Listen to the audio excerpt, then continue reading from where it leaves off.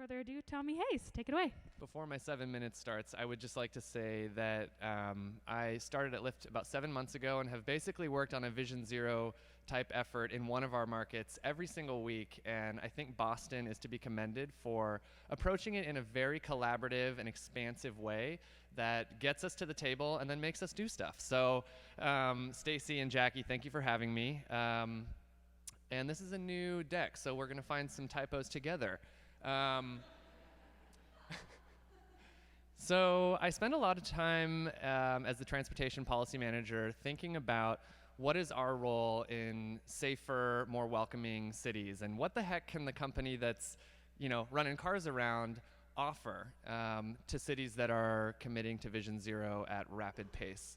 So the first kind of offering I think that Lyft brings to the table is really solving the puzzle for people who would like to be leaving their car at home entirely, the people who would like to shed that third car, that second car, or maybe even all of their cars, and using the fleet of options that they now have. There's such a growing ecosystem of mobility options out there, and I would posit that ride sharing is enabling people to think about walking somewhere where they would have otherwise not. Asymmetrical trips where you think about, okay, during this day I need to get to work, I gotta go to the store, I gotta pick up the kids, I gotta do all these things, and they'll kind of go to the lowest denominator of what kind of instrument am I gonna need for the most burdensome or the most urgent or the most weather-ready journey in that leg, and they'll often leave with their car because they need their car for only one piece of their day. Whereas now I would say if you can use a Lyft, you're free to use all the other tools in your kit, which is hopefully your feet or a bicycle to begin with. So this is our Q4 branding campaign, which is our Friends with Transit campaign. I just wanted to put this sort of public-facing expression of Lyft's belief that we are stronger in a city with good public transit and are very, very supportive of funding for public transportation, because one of the use cases that has emerged as we've looked at our activity patterns is people use us to connect to transit at a pretty high rate. As much as 1 in 5, 1 in 4 trips in many of our major markets appear to be trips that people are connecting to backbone transit. And that is an affordable, short Lyft ride connecting to a trunk line, very affordable public transit option. And we're hopeful that this is solving people's problems, especially in places like the Bay Area where someone would like to drive to, or take BART to San Francisco, but the lot fills up at 7 in the morning. Take a Lyft to the station, leave the car at home, and then be on foot in San Francisco and not circling looking for parking. The other thing I want to mention, I'm so relieved that this launched in Boston. How many people have taken a Lyft Line before? This is great. This is my audience then.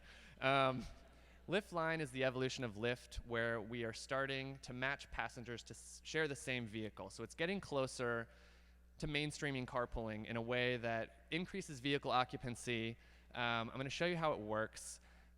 And this is kind of the motivation that prompted us to finally launch Lyft Line after running kind of Lyft Classic in all of our cities for the first couple of years, is that these trips are shadowing other trips. If we look at all of our Lyft trips, people are within a few minutes taking very similar journeys. So with a little nudge, we can get them to share that car. So here's really opening the kimono, me going from my house to the pool in Oakland.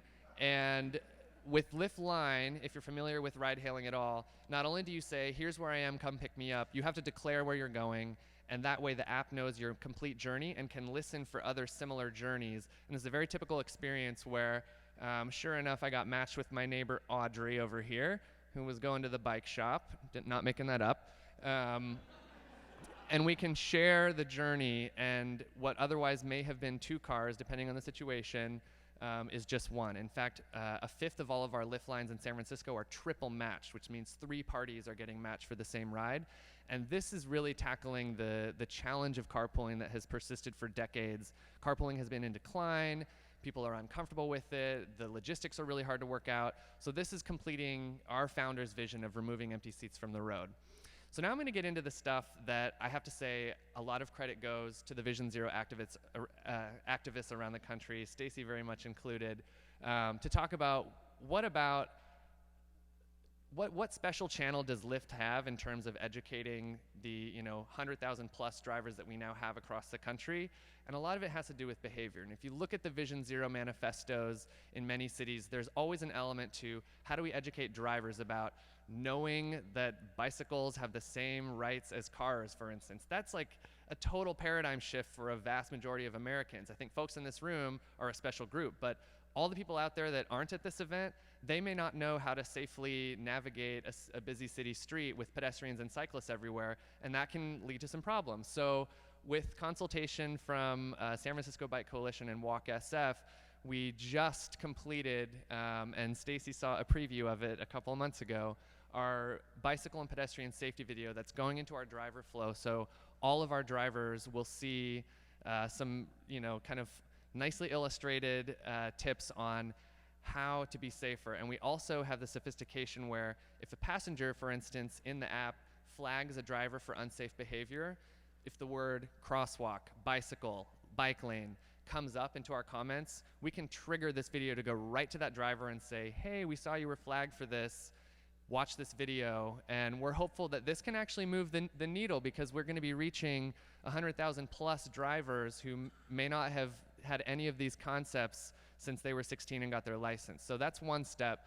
We're also working both in the app and also through the use of phone mounts. We've done a lot of research about this internally, about what makes drivers distracted and what can help. And so right now we're offering, we're pushing a promotion to get discounted phone mounts for all of our drivers, and I'm hopeful that pushing internally, I can get them included in welcome kits so that it's one of the first things that a driver has. And then the other thing is, what about passengers? We talk a lot about dooring. Raise your hand if you've ever been doored. It sucks. And thinking about things in the app as well as in the cars that we can kind of push in front of the passengers and look in the data to see if we can actually, again, move the needle on some of these problems in cities. So the last thing I'll mention is we have started to take a very proactive role on my team in stepping up for really good planning measures. I was down in LA supporting their new sustainability plan and their complete streets efforts, because we only think that roads that reflect the way people are getting around in a multimodal way, it helps us because it makes more inviting leaving your car at home in the first place. And so we're interested in hearing from communities such as yours, where are cities dragging their feet? Where are there opportunities for an unlikely ally to come in and say, actually, separate that bike lane, put that road on a diet, et cetera. And a really quick specific example, in San Francisco, their Vision Zero plan involved taking private vehicles off Market Street or prohibiting turns. And not every rideshare company came out in support of this, but we showed up and said, this is something that we think is better for us too. And if we can kind of make curbs smarter and make loading zones happen in places that make sense, it's going to be better for us, it's going to be better for Muni, better for bikers. And this is now actually the scheme that Market Street, our thoroughfare in San Francisco, sees.